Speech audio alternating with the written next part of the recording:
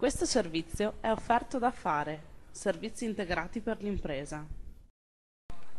Inaugurazione bagnata, inaugurazione fortunata.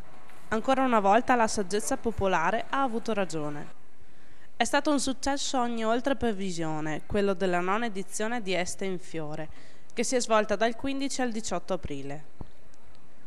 E se sabato il taglio del nastro è stato bagnato dalla pioggia, lasciando pensare a condizioni meteorologiche avverse, domenica i visitatori non si sono fatti attendere.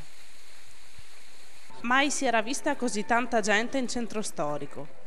Circa 40.000 visitatori, stimano gli organizzatori. Este in Fiore 2010 è una grande opportunità per la città di Este per essere visitata da tantissime persone, ma è una grande opportunità anche per un settore, il settore florovivaistico, che in questa manifestazione viene posto in primo piano, viene dato rilievo in maniera assoluta al settore florovivaistico nazionale. Il grande rilancio che vogliamo dare al settore florovivaistico è un'attenzione a un settore, quello del settore primario, il settore dell'agricoltura, che riteniamo possa essere anch'esso per il nostro territorio, che è inserito all'interno del Parco dei Colli Euganei, un'opportunità di rilancio in un momento di difficoltà economica che tutti riconosciamo.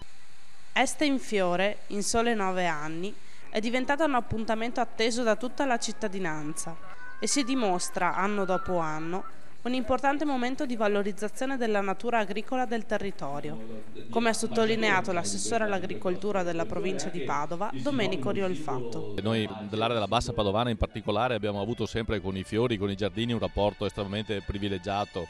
Le nostre città murate sono un esempio di storia e di cultura che si è sempre affiancato ai fiori. Basta guardare una casa senza fiori, vuol dire che dentro c'è già qualche problema, insomma. Quindi i fiori sono per noi un sinonimo di qualità della vita, di benessere, di tranquillità e anche di pace, per cui sostenere queste iniziative è doveroso sia sotto l'aspetto economico ma anche per i significati che hanno. Farlo a Este poi è un'occasione straordinaria in un momento soprattutto di grande crisi del mondo dell'agricoltura, per cui credo che i significati si sommano in questa manifestazione.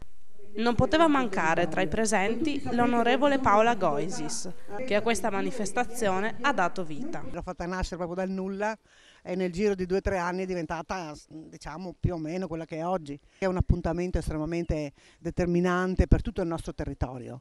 Se pensiamo che poi veniva gente anche dalla Sicilia, dalla Danimarca, veniva gente dappertutto, anche dall'Europa, a visitare Este in Fiore. Molte sono state anche le persone che hanno partecipato alle attività collaterali, come mostre, conversazioni e laboratori.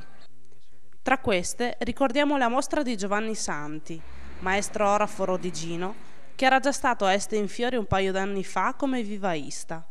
Ed è stato proprio questa sua esperienza a contatto con i fiori e con la natura a dargli nuovi stimoli per riprendere in mano la passione per i gioielli. Un successo senza precedenti per questa importante manifestazione che sempre più si candida a diventare un punto di riferimento tra le manifestazioni estensi, ma anche tra gli appuntamenti per tutti gli appassionati di florovivaismo e per gli addetti del settore.